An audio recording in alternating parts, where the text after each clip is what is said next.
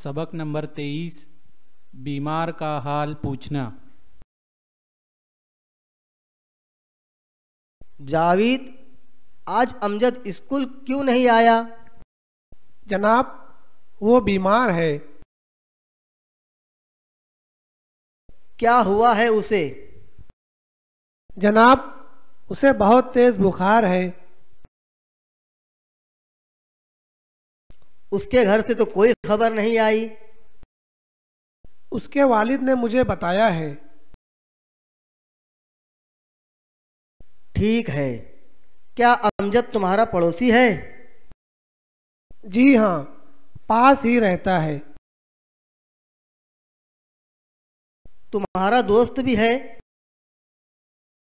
जी हाँ।